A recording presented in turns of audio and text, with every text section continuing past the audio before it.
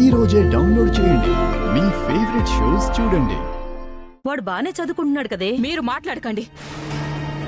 మిమ్మల్ని నమ్మి వాడిని మీ దగ్గర వదిలేయడమే మేం చేసిన తప్పు. మిమ్మల్ని చూసుకునే వాడికి నా మాట అంటే లెక్క లేకుండా పోయింది.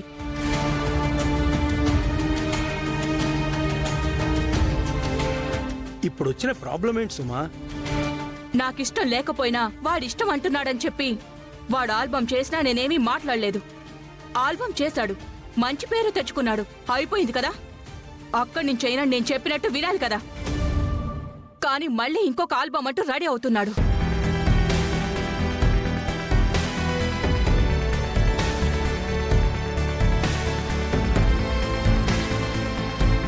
మనందరం ఇక్కడే ఉంటున్నా మన కళ్ళు కప్పి ఆల్బం కోసం డెమో ఇవ్వడానికి వెళ్ళాడు. అది చీటింగ్ కాదా?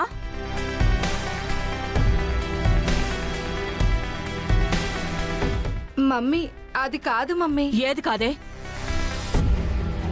ఇచ్చిన మాట తప్పి నాకు తెలియకుండా డెమో ఇవ్వడానికి వెళ్ళాడు. ఇది నిజం కాదా?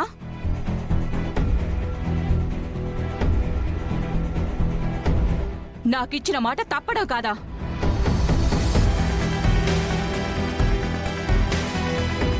నా తర్వాత మన కాలేజ్ని, వ్యాపారాల్ని చూసుకోవాల్సింది నువ్వే కదా.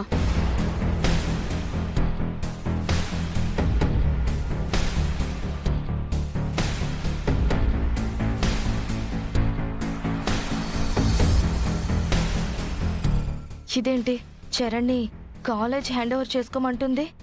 ఆ బాధ్యతని నేను తీసుకోవాలనుకుంటున్నాను కదా. లేదు మమ్మీ, నేను రెండింటినీ మేనేజ్ చేస్తాను. వద్దు.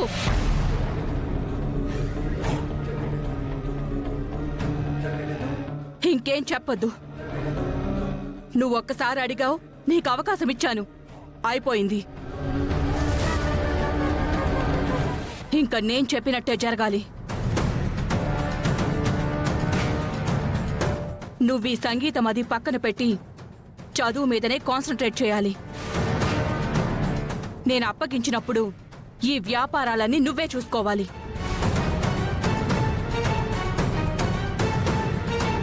కాదు కూడదు అంటే నన్ను అమ్మ అని పిలిచే అర్హత నువ్వు కోల్పోతావు.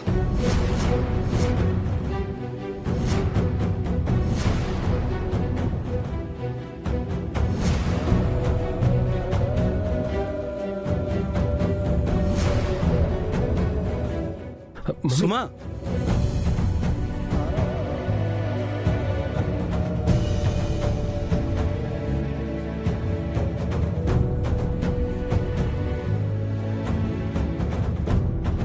అన్నయ్య, అమ్మ అలాగే అంటుంది.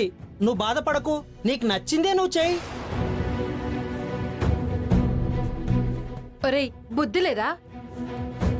మమ్మీ కాదన్నది చేస్తే ఆ అమ్మ ఎలా రియాక్ట్ అవుతుందో నీకు తెలీదా?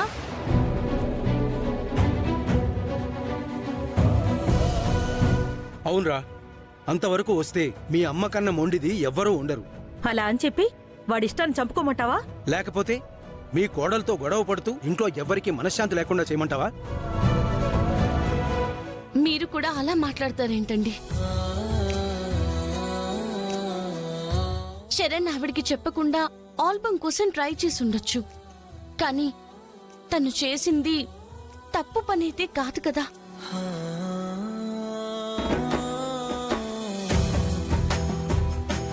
తనెంతో కష్టపడి ఈ అవకాశాన్ని సంపాదించుకున్నాడు. ఈ అవకాశాన్ని తను వినియోగించుకొని ఆ ఆల్బమ్ కూడా తను సక్సెస్ చేస్తే పాప్ సింగర్ గా తనకి ఒక మంచి గుర్తింపు వస్తుంది.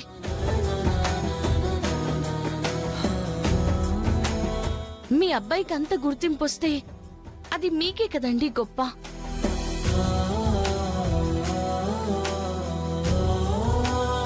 అవును నాన్న, నువ్వైనా నన్ను అర్థం చేసుకో నాన్న.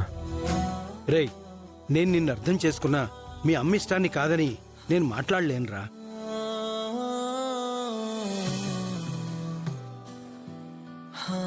చరణ్ని ఈ మ్యూజిక్ వైపే ఎంకరేజ్ చేస్తే అప్పుడు కాలేజీలోకి రాకుండా ఉంటాడు. కాబట్టి తనని ఎంకరేజ్ చేయడమే మన డ్యూటీ. ఆంటీకి చెప్పకుండా వెళ్ళావనే కోపంతో అలా మాట్లాడారు, కానీ చరణ్ సక్సెస్ అయితే ఆవిడ మాత్రం కాదంటారా?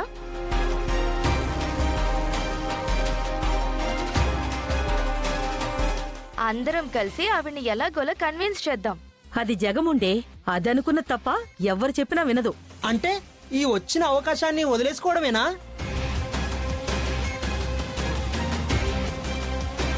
సంగీతమే ప్రపంచమంటూ బ్రతికాడు, ఇక ప్రపంచం నుంచి వీడు వేరైపోవడమేనా? అవసరం లేదు చంటి. మేడంతో నేను మాట్లాడతాను.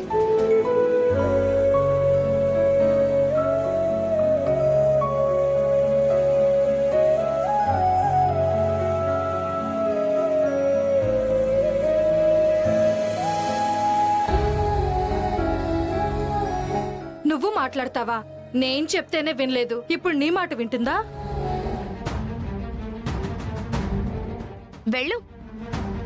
ఆవిడ దగ్గరికి వెళ్ళి నువ్వు మాట్లాడితే నోటితో కాదు చెప్పుతో సమాధానం చెప్తుంది. నీ పళ్ళు రాలగొడుతుంది. పర్వాలేదు. అది కాదమ్మా. లేదు పాముగారు, ఒక ప్రయత్నం చేస్తాను, కాదనకండి.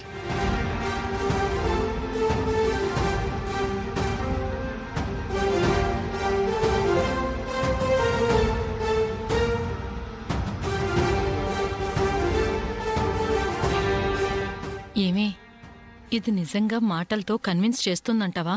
లేదు, చెప్పు దెబ్బలు తిని బయటకొస్తుంది చూడు.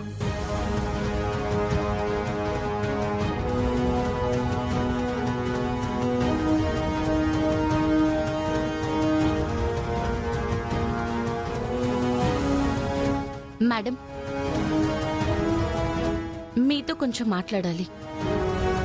దేని గురించి? ఇందాక జరిగిన డిస్కషన్ గురించి. ఇంకా మాట్లాడేదేంటి? నా నిర్ణయం ఏంటో చెప్పాను కదా. మీ పాయింట్ ఆఫ్ వ్యూలో మీ నిర్ణయం కరెక్టే అయి ఉండొచ్చు, కానీ మీ అబ్బాయి తరపున కూడా ఆలోచించమంటున్నాను. అంటే అంత ఆలోచన లేకుండా నిర్ణయాలు తీసుకునేదానిలా కనిపిస్తున్నానా? వాడికేది మంచో ఏది చెడో తెలియకుండా ఉండేదానిలా కనిపిస్తున్నానా? ఇది మా ఫ్యామిలీ విషయం. మా ఫ్యామిలీ విషయాల్లో కల్పించుకోవడానికి నువ్వెవరసలు? కరెక్టే మేడం, ఇది మీ ఫ్యామిలీ విషయమే. ఇందులో కల్పించుకోవడానికి నాకు హక్కు లేదు, అర్హత కూడా లేదు, ఒప్పుకుంటాను. కానీ శరణ్తో పాటు కలిసి చదువుకుంటున్న దాన్ని, అతనెప్పుడూ హ్యాపీగా ఉండాలని కోరుకుంటాను. కాబట్టి మాట్లాడకుండా ఉండలేకపోతున్నాను. చూడు, నేనసలే బీపీలో ఉన్నాను. జరిగిపోయిన దాని గురించి డిస్కస్ చేసి నన్ను విసిగించకు. నాకు గాని తిక్క రేగిందంటే ఇప్పుడే నిన్ను మెడ పట్టుకుని బయటికి గెంటేస్తాను. నేనెవర్ని మేడం?